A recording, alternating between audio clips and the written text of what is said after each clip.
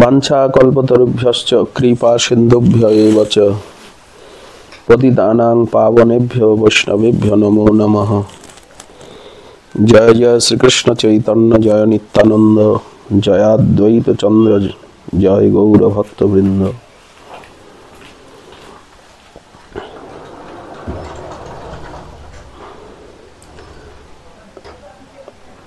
অগ্রহায়ণী শুক্লা অষ্টমী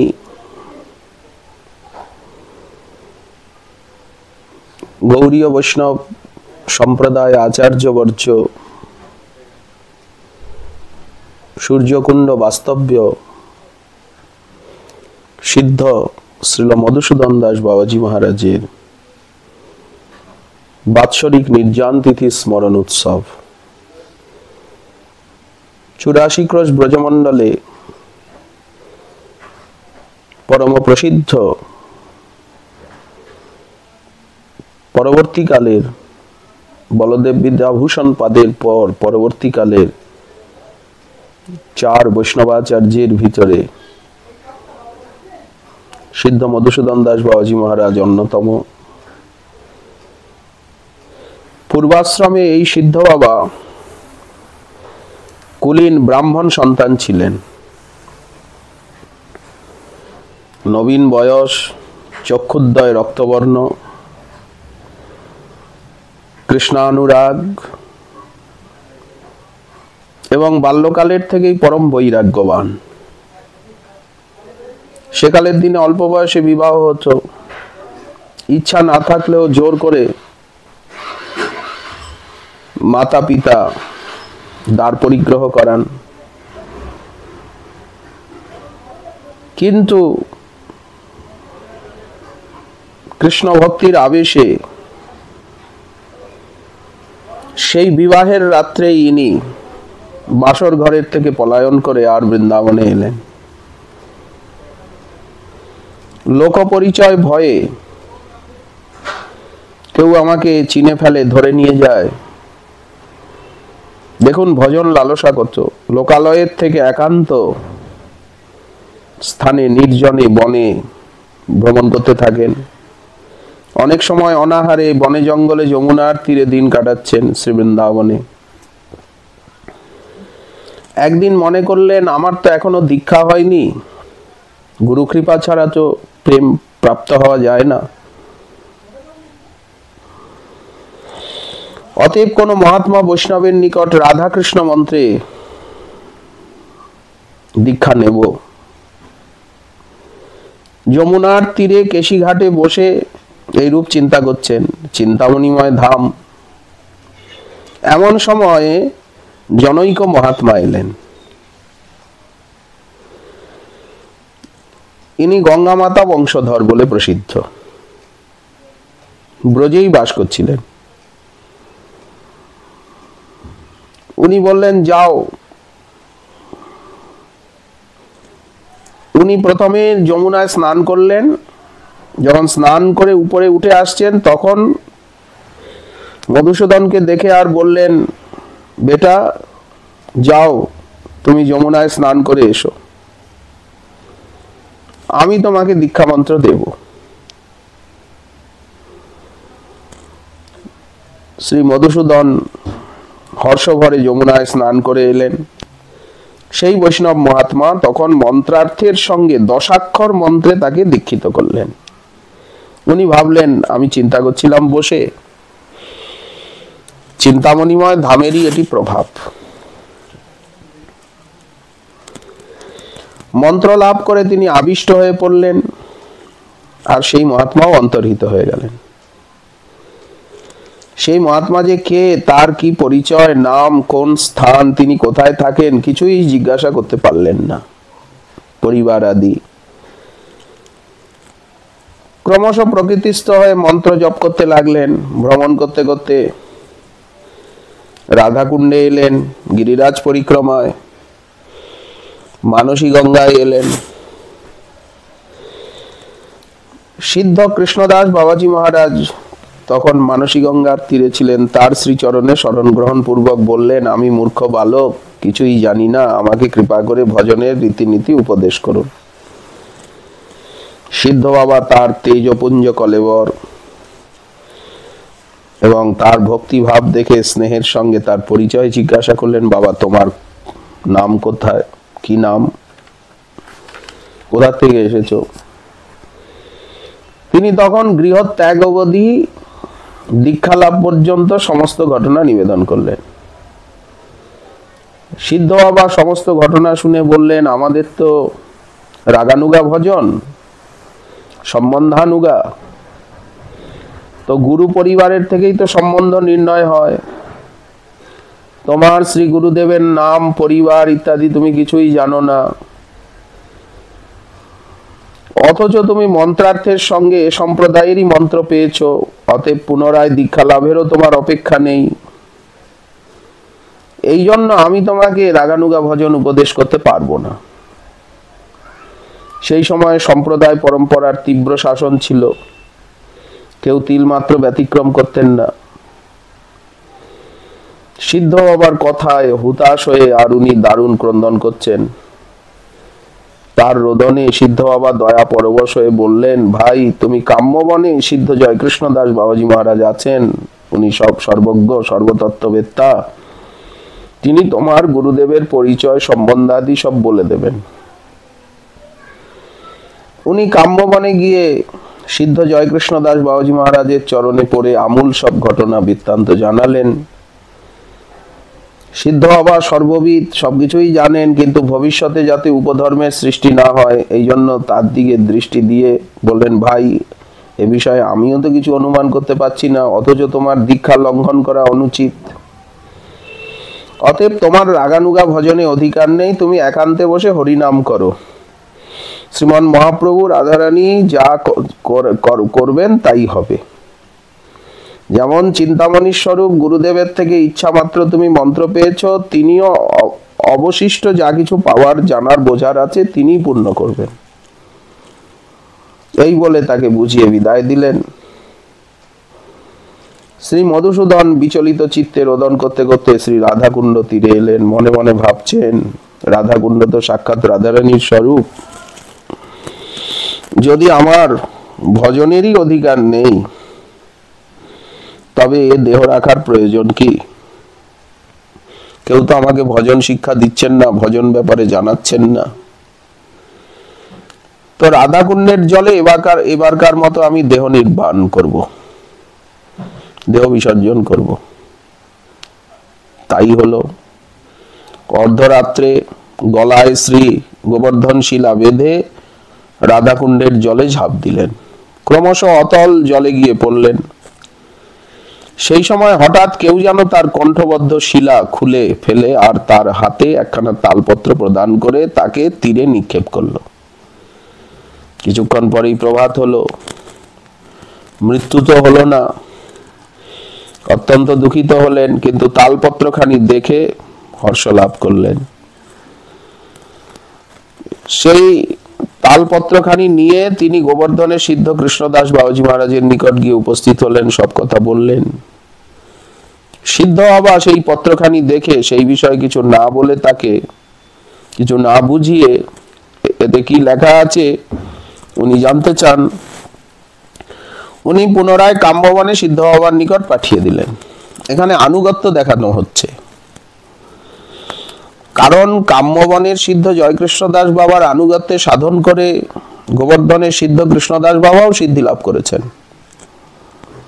তো যদি জ্যেষ্ঠ মহাপুরুষ থাকেন, গুরুবর্গ থাকেন, তাহলে যে কোনো সমস্যা সমাধানের জন্য গুরুবর্গের কাছেই তো পাঠানো উচিত। এই জন্য উনি ওভাবে পাঠিয়ে দিলেন। সিদ্ধ জয়কৃষ্ণ দাস বাবাজি মহারাজ সেই তালপত্রখানি দেখে বললেন, তোমার উপরে প্রিয়াজির শ্রী শ্রী রাধারানীর যথেষ্ট কৃপা আছে, কিন্তু তুমি যা পেয়েছো তা তো অব্যক্ত, আমি তো বহির জগৎকে বুঝাতে পারবো না। তুমি পুনরায় শ্রী রাধাকুণ্ডে গিয়ে প্রিয়াজিকে ডাকো, তিনি অবশ্যই কৃপা করে তোমার অভীষ্ট সিদ্ধি প্রদান করবেন, তিনি তোমায় আদেশ উপদেশ দেবেন। শ্রী মধুসূদন সিদ্ধ বাবার কৃপায় পুনরায় রাধাকুণ্ডে এসে উপস্থিত হলেন। রাধারানীকে ডাকছেন। নিশীতকাল শ্রী বৃষভানুনন্দিনী সাক্ষাৎ দর্শন দিলেন। আবির্ভূতা বরাভয় করা কোটি বিদ্যুৎ বিমর্দিকান্তি।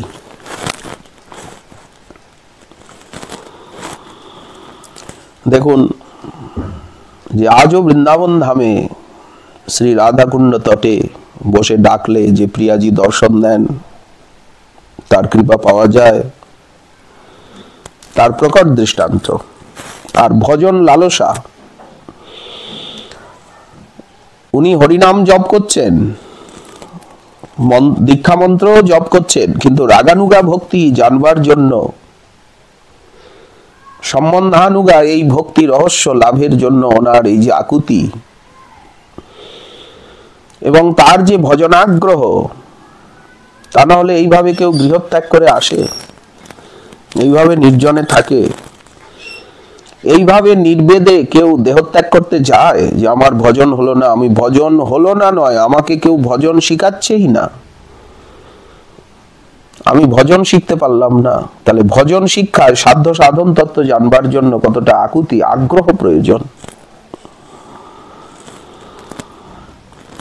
রাধারানী নিজে মধুসূদনের দায়িত্ব নিলেন।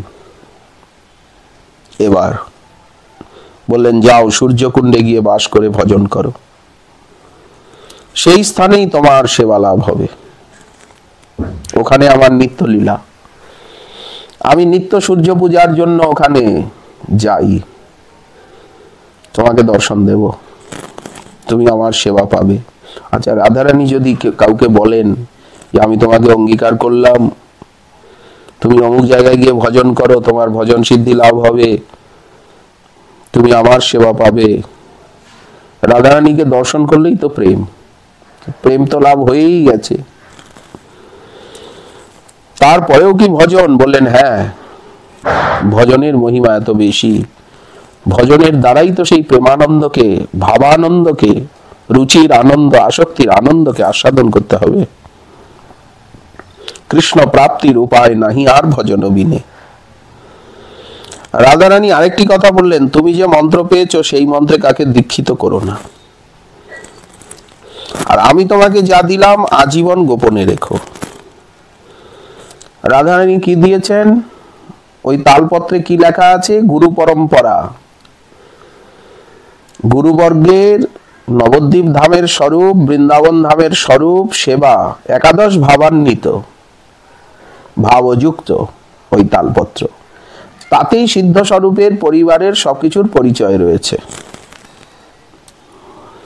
কিন্তু রাধারানী আদেশ করলেন যে তুমি এই তালপত্র প্রকাশ করো না এবং কাউকে দীক্ষা দিও না। এই জন্য উত্তরকালে সিদ্ধ বাবার বেশাশ্রয়ের শিষ্য অনেক হয়েছিল, ভজন শিক্ষার শিষ্য অনেক হয়েছিল। যেমন দীক্ষার শিষ্য হয়, তেমন বেশাশ্রয়ের শিষ্য হয়, তেমন ভজন শিক্ষার শিষ্য হয়, তেমনি শাস্ত্র গ্রন্থ অধ্যয়নের পরাবিদ্যারও শিষ্য হয়। আমাদের সম্প্রদায়ে এই 4 প্রকার শিষ্য রয়েছে। 4 প্রকার শিষ্যই সমানভাবে আদরণীয় এবং 4 প্রকার গুরুই সমানভাবে পূজ্য এবং আরাধ্য। দীক্ষাগুরু, শিক্ষাগুরু, বেশাশ্রয়ের গুরু, বিদ্যাগুরু, এইভাবে আমরা দেখতে পাই। তো এই জন্য উত্তরকালে বাবার বেশাশ্রয়ের বহু শিষ্য হয়েছিল, ভজন শিক্ষার শিষ্য হয়েছিল অনেক, কিন্তু কাউকে উনি মন্ত্র দীক্ষা দেননি। দীক্ষার শিষ্য সিদ্ধ বাবার নাই। কথিত আছে একদিন শ্রী রাধারানী পুনরায় স্বপ্নাদেশে তাকে বললেন যে তুমি সূর্যকুণ্ডের যে ঘাটে স্নান করো ওই ঘাটের কণ্ঠদগ্ন জলে একটি শিলা আছে, তাতে আমাদের 2 ভগ্নীর, আমি এবং অনঙ্গমঞ্জরীর কেউর অঙ্গদাদির চিহ্ন আছে। আমরা স্নান করবার সময় অলংকার খুলে ওই পাথরের উপরে রাখি। যখন সূর্য পূজা করি তাতে পাথরখানি গলে গিয়ে আর ওই চিহ্ন অঙ্কিত হয়েছে। তুমি ওইখানা উঠিয়ে আর পূজা করো ইষ্টদেব জ্ঞানে। স্বপ্নাদেশ পেয়ে উনি জলে ডুবে 2 মণ 2.5 মণ ভারী সেই আরক্তিম লাল শিলাখানি ফুলের মালার মতো বুকে ধরে আর উপরে রাখলেন। আজীবন সেই শিলার সেবা করলেন। এখনো সেই শিলায় রাধারানীর কেউরের চিহ্ন রয়েছে, কিরিটের চিহ্ন রয়েছে, চূড়ার। ভাগ্যবানগণ দেখতে পান। বাবা দীর্ঘকাল সূর্যকুণ্ডে ভজন করলেন, মাঝে মাঝে কাম্যবনেও থাকেন, মাঝে মাঝে গোবর্ধনেও আসেন।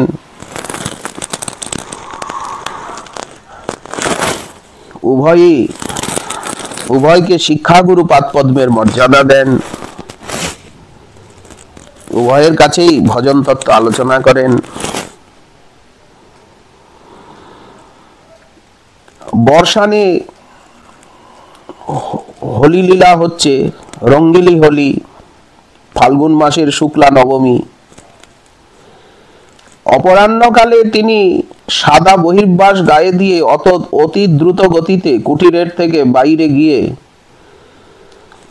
প্রেমাবেশে আর একতান চিত্তে বর্ষানের অভিমুখে ছুটে যাচ্ছেন। খালের নিকটে গিয়ে, বোম্বার নিকটে গিয়েই আর উনি পড়ে গেলেন, আর চলতে পারছেন না। গোরক্ষক গোয়ারিয়া বালকগণ এসে কৌতূহলাক্রান্ত হয়ে দেখছেন চোখের জলে মুখের লালায় ভূমি কর্দমাক্ত হয়েছে, মুখে ফ্যান, ঘন ঘন নিঃশ্বাস, অপরূপ রোমাঞ্চ, সর্বাঙ্গ স্ফীতি। এইভাবে সন্ধ্যা পর্যন্ত পড়ে আছেন খালের পারে। যখন তিনি হুঙ্কার করে উঠলেন, সাদা বস্ত্রখানি ভিজে একেবারে রক্তবর্ণ হয়ে গেছে। শেষ রাত্রে এইভাবে উনি লীলা চিন্তনে সিদ্ধি লাভ করেছিলেন। উনি যে কার কাছের থেকে বেশাশ্রয় গ্রহণ করেছিলেন, অবশ্য গুরু পরম্পরায় জানা যায় যে বলদেব বিদ্যাভূষণ পাদের শিষ্য শ্রী উদ্ধব দাস মহোদয়, প্রসিদ্ধ পদকর্তা, তার কাছের থেকেই উনি বেশাশ্রয় গ্রহণ করেন। শেষ রাত্রে সূর্যকুণ্ডের তীরে বসে আর অতি উচ্চেশ্বরে বিশ্বম্ভর, হা বিশ্বম্ভর, হা গৌরচন্দ্র, হা বৃষভানুনন্দিনী রাধে বলে উচ্চেশ্বরে আর কীর্তন করতেন। প্রাতঃকালে যখন লোকের গতাগতি আরম্ভ হলো, তখন চুপচাপ কুটিরে বসে ভজন করছেন। সেকালের দিনে কাদা মাটির দেওয়াল কুটিরের হতো, রজের কুটির, রজের দেওয়াল, আর গাছের ডাল উপরে দিয়ে তার উপরে পাক, কাদা মৃত্তিকা ব্রজরজ ঢেলে আর পিটিয়ে পিটিয়ে ছাদ করা হতো। এইরকম সব রজের কুটির ছিল সেকালে। ইনি বেশ কতগুলি কুটির বানিয়ে রেখেছিলেন সূর্যকুণ্ডের চারিদিকে। বৈষ্ণবগণ আসবেন, থাকবেন, মাধুকরী করবেন, ভজন করবেন।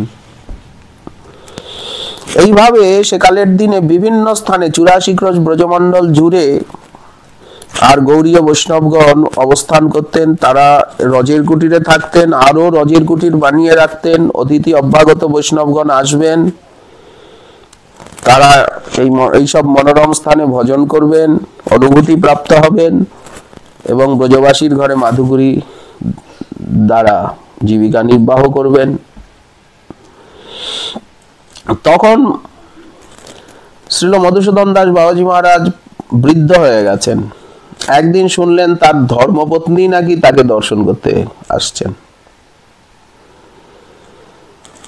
ধর্মপত্নী আসছে এতকাল পরে,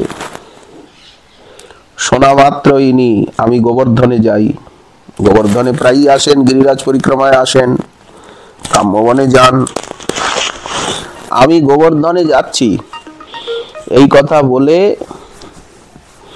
আর উনি চলে গেলেন কুটিরের থেকে। এখন ধর্মপত্নী তখন প্রাচীনা, অতীব বৃদ্ধা। তিনি অনুসন্ধান করতে করতে সূর্যকুণ্ডে এসে শুনলেন যে বাবাজি মহারাজ গোবর্ধনে গিয়েছেন।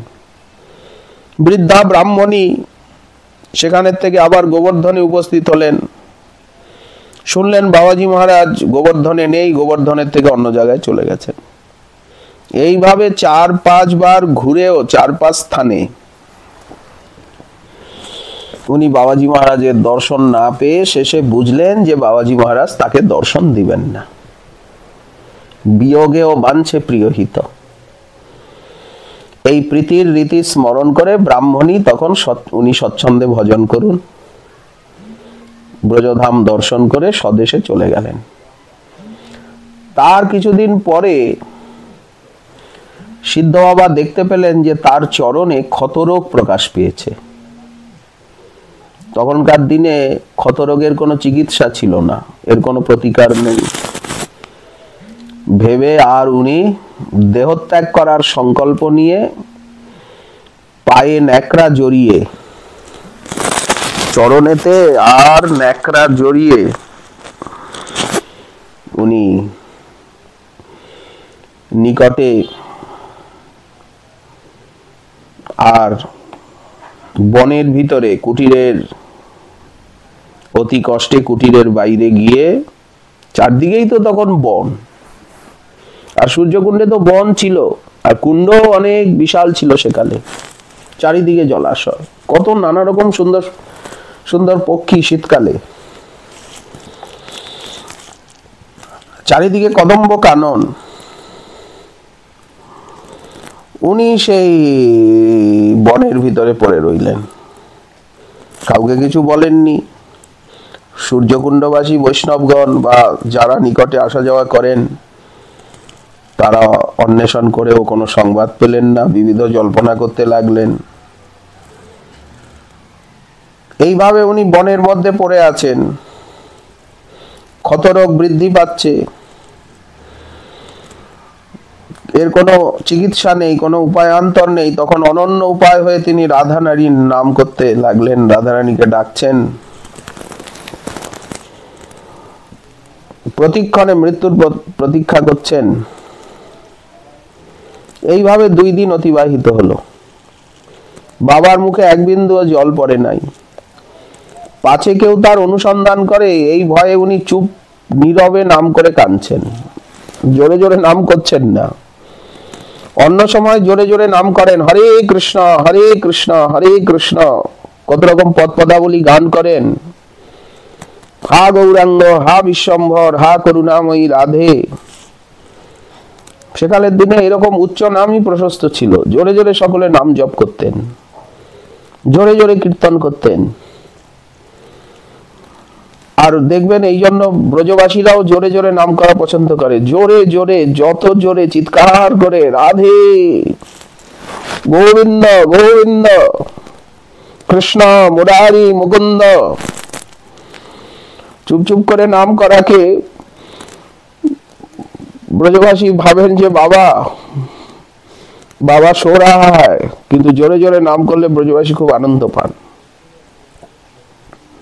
কিন্তু এখন উনি ভাবছেন কেউ যদি আওয়াজে আমায় ধরে ফেলে, আমার অনুসন্ধান পায়, তাই ভয়ে নীরবে নাম করে কাঁদছিলেন। করুণাময়ী আর থাকতে পারলেন না। এটাই তো ব্রজধামে বাস করে ভজনের বৈশিষ্ট্য, এখানে বসে নাম করে তাকে ডাকলে সেই ডাক সোজা গিয়ে তার কানে পৌঁছায়। রাধারানী অস্থির হয়ে যান, আমাকে ডাকছে, ওই দেখো ললিতে কৃষ্ণদাস কেমন ভাবে আমাকে ডাকছে, যাও তুমি তাকে এই প্রসাদ পাইয়ে এসো, আমাকে অনুরোধ করো না। ললিতাকে ধমকাচ্ছেন, এখনো তুমি কৃষ্ণদাসকে কৃপা করছো না। করুণাময়ী আর থাকতে পারলেন না।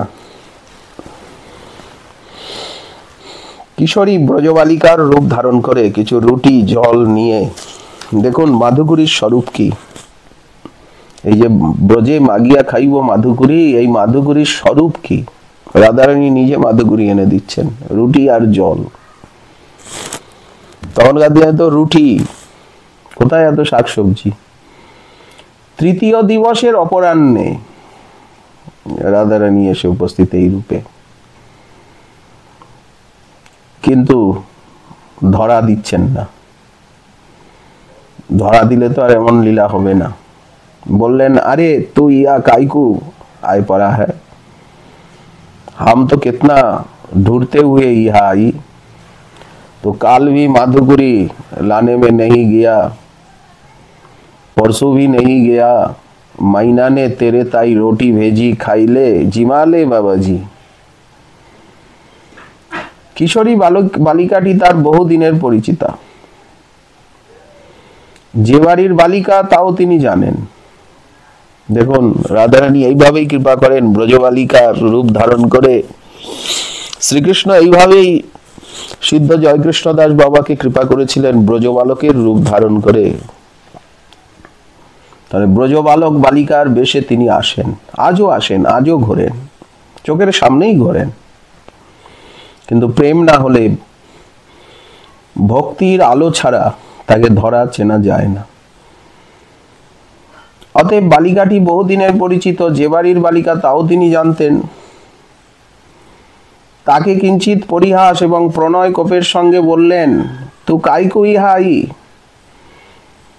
तू कैसे जाना हम यहाँ पड़ा हूं। ब्रजबालिका बोलो, हमें सब खबर पड़ जाए बाबा, खा ले, हम जाऊंगी, काम है। बाबाजी महाराज बोले, मैं नहीं खाऊंगा, मैं नहीं खाऊंगा, तू ले जा बेटी। बालिका ने कही, मैया ने कह दिया सामने जिमाए आइयो, खाएगा क्यों नहीं, शरीर में आराम बैराम सभी होता है, जीव छोड़ने से भजन पूरा होएगा क्या। जीव छोड़ने से भजन पूरा होता है, खा ले। बालिका কাছে বসে এরকম মিষ্টি কথা বলছে, আলাপ করছে। দেখুন রাধারানীর কত কৃপা। বালিকার, ব্রজবালিকার মিষ্টি কথায় বাবাজি মহারাজ প্রসাদ পেতে বাধ্য হলেন, মাধুগুরি পেতে। 3 দিনের ক্ষুধায় তৃষ্ণায় সব মাধুগুরি পেয়ে নিলেন, রুটি জল পেয়ে বললেন, ফির কবি মাতাইও। তখনও সেই ব্রজবালিকা বলছেন, अब हुआ, शरीर में आराम बैराम सभी होता है, क्या तेरा शरीर में बीमार क्या, डोकरा बीमार क्या तो बता सही, तो क्यों जीव छोड़ेगा। अरे बचने से भजन पूरा होता है, मरने से भजन पूरा होगा। बाबा रागे बोलेन, फिर कभी मत आइयो यहाँ। ব্রজবালিকা তার দিকে তাকিয়ে একটু মৃদুমন্দ হেসে ধীরে ধীরে ধীরে ধীরে চলে গেল। কিছুক্ষণ পরে তিনি দেখলেন গায়ে কোনো জ্বালা যন্ত্রণা নেই। ন্যাকড়া সরিয়ে দেখলেন সেখানে পায়ে কোনো ক্ষতও নাই। তখন মনে কিছু সন্দেহ হলো। আর বালিকার কথা বারবার কানে বাজছে যে जीव छोड़ने से क्या होगा, शरीर में आराम बैराम होता ही है। তখন তিনি ধীরে ধীরে এখন চলশক্তি লাভ করেছেন, শরীর বেশ, শরীরে বল, মনে উৎসাহ। তখনই তো সন্দেহ হয়েছে। যে বাড়ির বালিকা উনি মনে করেছিলেন, তখন ধীরে ধীরে সেই বাড়িতে গেলেন। ব্রজমাইকে জিজ্ঞাসা করলেন, তোমারা लाली कहाँ है। वो तो ससुराल में है। कब ते गई। बोले 3 महीना तो हुई, वो आई नहीं, ससुराल में ही। बाबाजी महाराज तखन रहस्य बुझलेन যে এই ব্রজমাই রুটি পাঠায়নি, ব্রজমাইর বালিকা নয়, ইনি বৃষভানুনন্দিনী, ইনি আমাদের কিশোরী মণি, অপার করুণাময়ী। কথাটা পাছে প্রকাশ হয়ে যায় এই ভয়ে উনি কাঁদতে কাঁদতে কুঠিরে এলেন, গোপন করতে চেষ্টা করলেন, কিন্তু রাধারানী সবকিছু প্রকাশ করে দিলেন। প্রকাশ কে করে? ভক্ত নিজেকে গোপন করে রাখতে চায়, আর ভগবানের স্বভাব ভক্তকে প্রকাশ করা। ধীরে ধীরে ঘটনাটা প্রকাশ হয়ে গেল। সব ঘটনাই প্রকাশ হলো যে উনি সূর্যকুণ্ডে সাক্ষাৎ, রাধাকুণ্ডে রাধারানীর দর্শন লাভ করেছেন, রাধারানীর আজ্ঞায় সূর্যকুণ্ডে ভজন করছেন, রাধারানীর আদেশে আর এই শিলাখণ্ড তুলেছেন। রাধারানী স্বয়ং এসে ওনাকে মাধুকরীর রুটি পাইয়ে গেছে, ওনার রোগ ব্যাধি চালা যন্ত্রণা সব হরণ করে নিয়েছেন উনি। চিন্ময় অপ্রাকৃত দিব্য দেহ হয়ে গেছে, প্রেম লাভ করেছেন। প্রেমিককেই তো সিদ্ধ বলে, জাতরতিকেই তো সিদ্ধ বলে। তার সিদ্ধ নাম খ্যাত হলো সিদ্ধ বাবা, সিদ্ধ মধুসূদন দাস বাবাজি মহারাজ, সূর্যকুণ্ড নিবাসী, এই খ্যাতি হয়ে গেল। এই সময় বহু বৈষ্ণব মহাত্মা এসে ওনার আশ্রয় গ্রহণ করতে লাগলেন। একদিন প্রভাতে প্রহরিক সময়ে অর্থাৎ পূর্বাহ্নে এক বাবাজি মহারাজ এলেন, এসে প্রার্থনা করছেন যে আমি যোগপীঠ ভালো করে বুঝতে পারি না, আমাকে মন্ত্রময়ী লীলা যোগপীঠ চিন্তন আমাকে ভালো করে বুঝিয়ে দিন বাবা। আমি আপনার নিকটে ভালো করে যোগপীঠ বুঝতে চাই। বৈষ্ণব এসেছেন, বুঝতে চান, কেউ কিছু জানতে চাইলে সেবাভাব নিয়ে তাকে জানানো, এতে ভগবান সুখী হন। ভজনের সহায়তা করাই তো সেবা। সিদ্ধ বাবা বোঝাতে বসলেন। বোঝাতে বোঝাতে বোঝাতে উনি আবিষ্ট হয়ে পড়লেন, অন্তর্দশা প্রাপ্ত হলেন, সমাধিস্থ হয়ে গেলেন। সমাধি আর ভাঙেই না। বৈষ্ণবগণ তার সমাধি ভঙ্গের জন্য বহুক্ষণ কীর্তনাদি করলেন, কিন্তু বাবার আর সমাধি ভঙ্গ হলো না। সমাধি মহা সমাধিতে পরিণত হলো, আর চৈতন্য হলো না। অপরাহ্নে উনি রাধারানীর নিত্য সেবায় চলে গেলেন। রাধারানীর বচন সত্য হলো, ওইখানেই আমি দর্শন দেব, ওইখানেই তুমি আমার সেবা পাবে। ওই দিন ছিল অগ্রহায়ণী শুক্লা অষ্টমী। আজও ওই তিথিতে সূর্যকুণ্ডে তার সমাধি স্থানে বিরহ উৎসব হয়ে থাকে। 84 ক্রোশের ব্রজমণ্ডলের বৈষ্ণবগণ, ভক্তগণ তারা একত্রিত হয়ে শ্রদ্ধাঞ্জলি জ্ঞাপন করেন, তার চরণে প্রণত হন। তার সেই ভজন রত্ন, ভজনাগ্রহ, ভজনাবেশ, ভজন সুধা সিন্ধুর এক বিন্দু কামনা করেন। আমরা এসেছি করুণার দ্বারে, তোমার করুণা কণা পাবো বলে। আবার কেউ কেউ বলেন যে সূর্যকুণ্ডে কার্তিক নিয়ম সেবায় বাবা 1 মাস ভাগবত পাঠ করলেন, সকলকে শোনালেন। নিয়ম সেবা ব্রত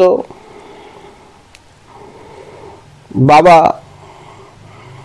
আমাদেরকে ভাগবত শোনাতে হবে। বাবা আপনি বাংলায় বলুন, আমাদেরকে ব্রজ ভাষায় একটু বুঝিয়ে দিন সার।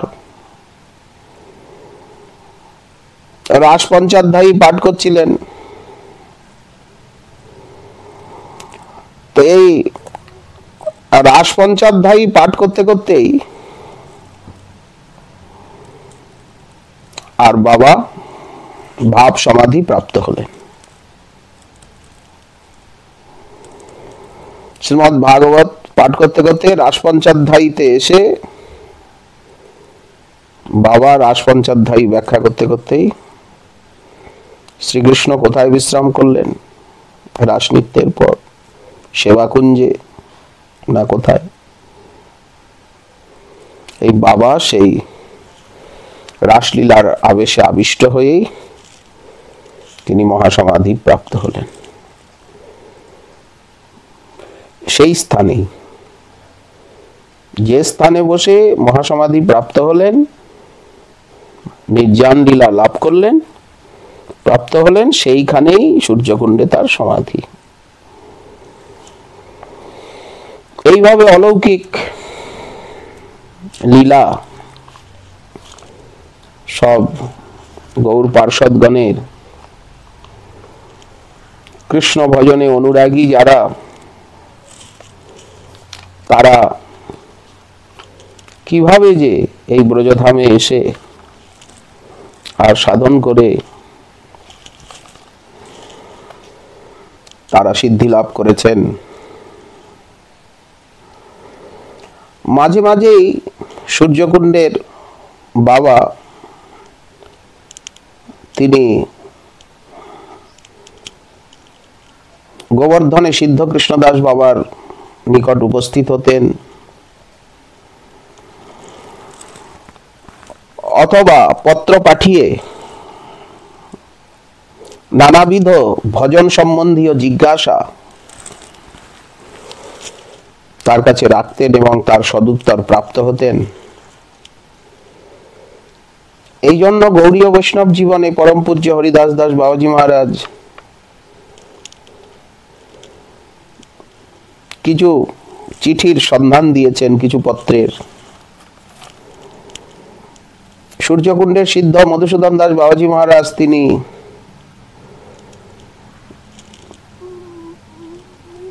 গোবর্ধনের সিদ্ধ কৃষ্ণদাস বাবাকে চিঠিতে লিখছেন, পরম পূজনীয় শ্রী গৌর চরণারবিন্দ ভক্তি সমুদ্র বিহারী সংশয় নিরসন পরম দয়ালু কৃষ্ণদাস বাবাজি মহারাজ শ্রীচরণেষু মহাশয় শ্রীচরণেষু ভৃত্যাভাস সংশয় ব্যাপ্ত শ্রী মধুসূদন দাসস্য প্রণাম নিবেদনমিতি বিশেষ পরশ্চ।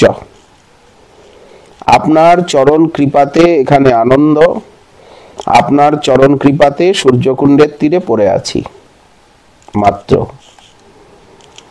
ভজন সাধন কিছু জানি না, যে কিছু জানি সেও আপনার কৃপাতে। এর দ্বারা বোঝা যাচ্ছে যে গোবর্ধনের সিদ্ধ বাবা মহারাজের আনুগত্যে এবং শিক্ষায় ইনি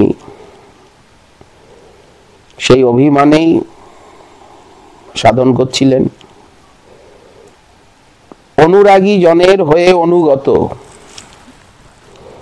ব্রজে বাস করি কাল কাটাও নিয়ত, তদনুরাগী জনানুগামী। প্রেমিকগণের ভজনানন্দীগণের আনুগত্য নিয়ে আর কিভাবে ব্রজধামে বাস করতে হয়, এই পত্রে, নিবেদন পত্রে তার কিছু প্রমাণ পাওয়া যাচ্ছে। যে কিছু ভজন সাধন জানি সেও আপনার কৃপাতে, আপনার আজ্ঞায় সূর্যকুণ্ডে পড়ে আছি মাত্র। বিশেষ জিজ্ঞাসা, নবদ্বীপ ধামের ধ্যান পূজা কি প্রকার? সারসিকী মন্ত্রময়ী তার প্রকার কেমন হবে? তাহলে দেখুন জিজ্ঞাসা কত দূর। রাধারানীর দর্শন পেয়েছেন, আজ্ঞা পেয়েছেন, তাও ভজন বিষয়ে জানতে চাইছেন যে নবদ্বীপ ধামের ধ্যান পূজা কিরকম হবে, সারসিকী মন্ত্রময়ী কিরকম। পদ্ধতিকার লিখেছেন পদ্ধতিত্রয়ে যে মহাপ্রভুর যোগপীঠ ধ্যান পূজা এবং নারায়ণ মন্দিরের কথা লিখেছেন, যোগপীঠেতে গুরুর ধ্যান পূজা লিখেছেন, মহাপ্রভু নিত্যানন্দ প্রভু অদ্বৈত প্রভুর ধ্যান পূজা লিখেছেন, সাধকের ধ্যান লিখেছেন। এই বিষয়ে আপনি পরিষ্কার করে জানাবেন। এবং মহাপ্রভুর অষ্টকালীন লীলা আপনার কৃপাতে প্রার্থনামৃত তরঙ্গিনীর বর্ণনাতে পেয়েছি। তাহলে মহাপ্রভুর এই লীলা জানতে হবে, যোগপীঠ ধ্যান আদি জানতে হবে। তাতে মন্ত্রময়ী এবং সারসিকী, মন্ত্রময়ী এবং সারসিকী কি প্রকার হবে, ভিন্ন ভিন্ন হবে কি মিলিয়ে করতে হবে, আপনি জানাবেন।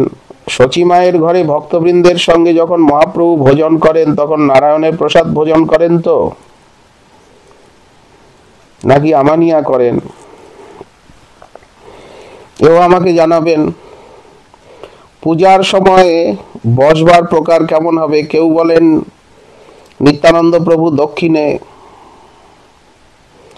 নিত্যানন্দ প্রভুর দক্ষিণে অদ্বৈত প্রভু, কেউ বলেন মহাপ্রভুর বামে। এই এক সন্দেহ। গদাধর পণ্ডিত কোথায় বসবেন? কেউ বলেন গদাধর মহাপ্রভুর বাম ভাগে, কেউ বলেন শ্রীবাস পণ্ডিত অদ্বৈত প্রভুর দক্ষিণে, কেউ বলেন গদাধর পণ্ডিতের বামে। এর সদুত্তর দয়া করে জানাবেন। শচী জগন্নাথ মিশ্রের পূজা কি প্রকার হবে? কি আমানিয়াতে না নারায়ণের প্রসাদে? শ্রীবাসাদি ভক্তবৃন্দের পূজা কিভাবে হবে? সাধক দেহ ধ্যান এবং সিদ্ধ দেহ ধ্যান। আচ্ছা, সিদ্ধ দেহ ধ্যানে কি বৈরাগ্য স্বরূপ নাকি আর অন্য কোনো স্বরূপ হবে? রূপ সনাতনাদি ছয় গোস্বামী এবং শ্রীনিবাস আচার্য এদের ধ্যানে কিভাবে এদের ধ্যান হবে? ছয় গোস্বামীর যে ধ্যান করব আমরা, সেটা বৈরাগ্য স্বরূপে করব না কি স্বরূপে করব? বলেন আমি এরকম সন্দেহের সমুদ্রে পড়ে আছি, আপনি কৃপা করে উদ্ধার করুন। আমি অপরাধী, ভজন সাধনহীন অধম জীব, আপনি কৃপা করে উদ্ধার করবেন। উপেক্ষা করবেন না, আপনার চরণ বিনা আর গতি নাই। আর সন্দেহ নিবারণ কর্তাও কেউ নাই। আপনার চরণ দর্শনে যাবার মন হয়, তাও যেতে পারি না, কারণ রোগগ্রস্ত দেহ, ঘুটুতে ব্যথা। কি না ঘুটুতে ব্যথা, ভবরোগ, দেহরোগ আদি ব্যাধি অনেক রোগ লেগে আছে। এই জন্য আপনার মুখকমল বাক্য এবং আপনার হস্তাক্ষর যদি পাই, যদি আমি যেতে পারি, আর আপনি যদি কখনো আসেন দয়া করে, কিন্তু দুটোই অসম্ভব হয়ে গেছে। চিন্তা ব্যপ্ত হয়ে আছি, আপনি পরম দয়ালু সহিষ্ণু, সন্দেহ ভঞ্জন যাতে হয় তাই করবেন। মহাপ্রভুর শ্রীমান মহাপ্রভুর মন্ত্র আছে কি নাই? কেউ বলে মহাপ্রভুর মন্ত্রে কাজ কি, কৃষ্ণ মন্ত্রেতেই সব হবে। অতএব আপনার যে মত, আমার তাতেই বিশ্বাস, অন্য মতে আমার বিশ্বাস নাই। আপনি যেমন বলবেন তাই করব। শ্রীধাম বৃন্দাবন যোগপীঠ ধ্যান করতে হবে কি না লিখে জানাবেন।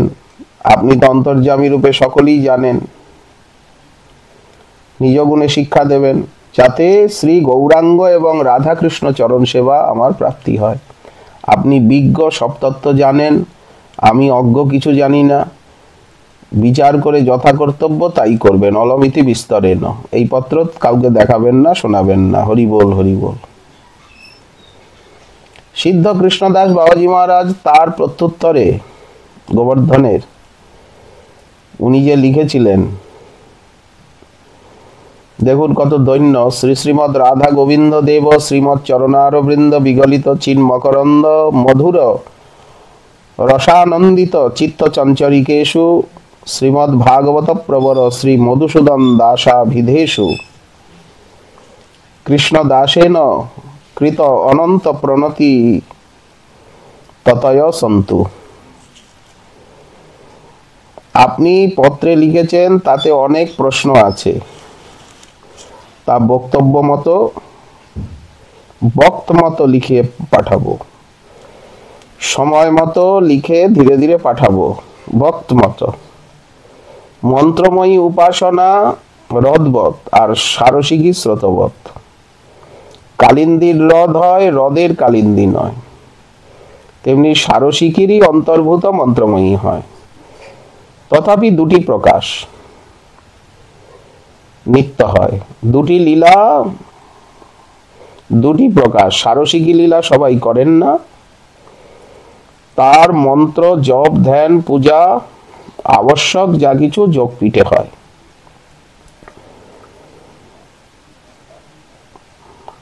আর যিনি সারসিকী লীলা স্মরণ করেন তিনি রাধাকুণ্ডে মিলন করান। বন বিহার করতে করতে বৃন্দাবন যোগপীঠে গিয়ে বসেন, সেখানে দুই প্রকাশ এক হয়ে যায়। তাতে মন্ত্র জপাদি সকল হয়। এই মতো কৃষ্ণ ভাবনামৃতে লেখা আছে। কিংবা যেখানে যখন মিলন হবে সেইখানেই যোগপীঠ হবে। আর শ্রী নন্দ যশোদা আদি পরিকর সব ভগবত প্রসাদ পান। আর সকল কথা সাক্ষাৎ হলে বলবো, কিংবা লিখে এই মতো পাঠাবো। এইভাবে গোবর্ধনের সিদ্ধ বাবার সঙ্গে সূর্যকুণ্ডের বাবার প্রায়ই পত্রালাপ হতো। এর দ্বারা বোঝা যাচ্ছে যে সেকালের দিনেও এই সমস্ত ভজন বিষয়ক জ্ঞান কত দুর্লভ ছিল, জানবার কত আগ্রহ ছিল, এবং প্রত্যেক সাধকেরই এগুলি খুব স্পষ্ট রূপে জানা একান্ত প্রয়োজন। সিদ্ধ বাবার শ্রীচরণ কমলে আমরা অনন্ত অনন্ত পরার্ধ প্রণতি, অজস্র দণ্ডবত প্রণতি জ্ঞাপন করে, কৃপা ভিক্ষা করে আজকের ওনার চরিত কথার এইখানেই আমরা বিরাম দিচ্ছি। জয় নিতাই গৌর সীতানাথ, জয় রাধানাথ, জয় সূর্যকুণ্ড বিহারিণী বিহারী।